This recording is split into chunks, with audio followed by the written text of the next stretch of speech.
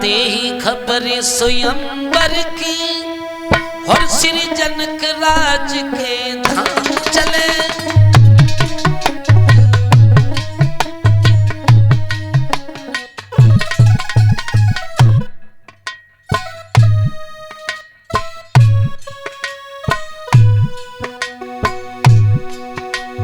पाते ही खबर स्वयंवर की श्री जनक राज के धाम चले। क्वार की शुक्ला द्वादशी को पुर के संग में श्री राम चले।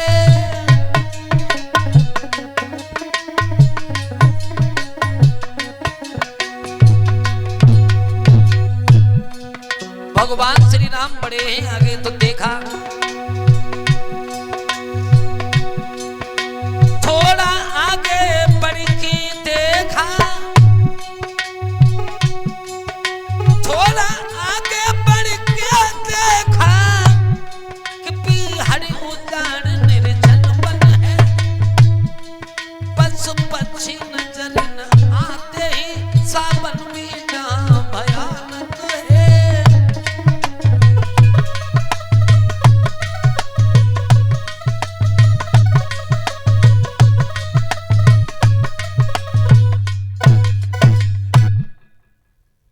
विश्वामित्र के साथ साथ बढ़े आगे तो देखा एक बहुत विशाल भयानक जंगल है।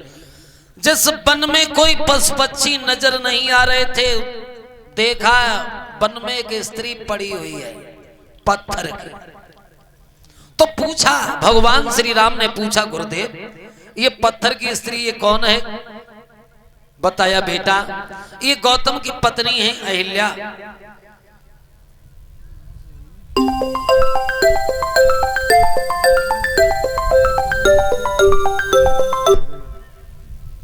इंद्र ने एक दिन मन में विचार किया है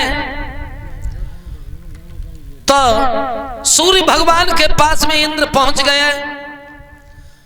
तो सूर्य भगवान से कहा सूर्य देवता हमें एक बात बताओ संसार में सबसे सुंदर स्त्री कौन की है? तो सूर्य भगवान ने कही देवराज माफ करना हम जब अपने बेग से निकलते हैं तो संसार के स्त्री पुरुष कोई छाया में बैठ जाते है कोई अपने घर में बैठ जाते है तासे हमें जब बात ना मालूम और चाहे बात तुम हमारे भैया चंद्रमा से पूछी हो तो सत्य मिले।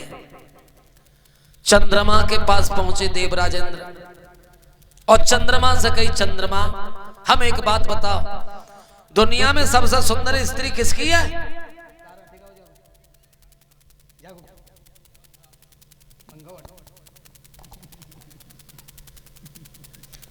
तो भैया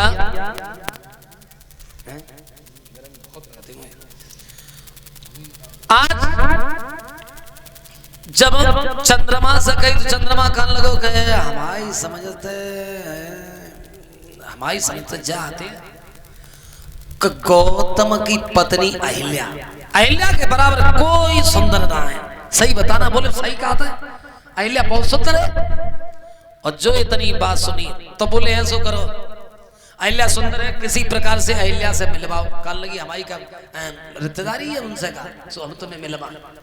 बोले ऐसी कोई बात ना है ऐसो करो हम क्या करेंगे हम? बोले तुम बहुत कुछ करोगे कि तुम मुर्गा बन जाना और मैं बाबा बन जाऊंगा। तुम मुर्गा बन जाना मैं बाबा बन जाऊंगा। गौतम को बहकाना मैं घर में घुस जाऊंगा। तुम मुर्गा बन जाना मैं साधु बन जाऊंगा।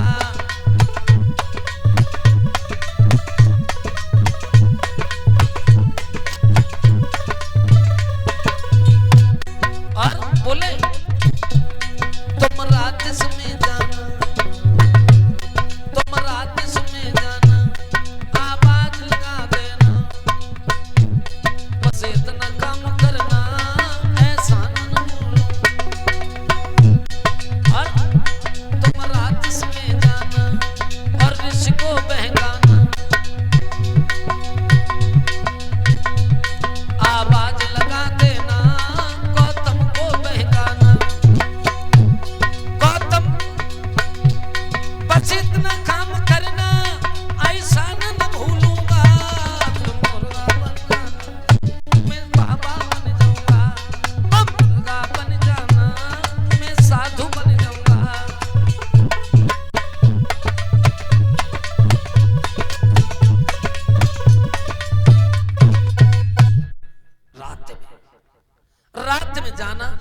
और चाहे कहीं आवाज लगा देना, हम अहिल्या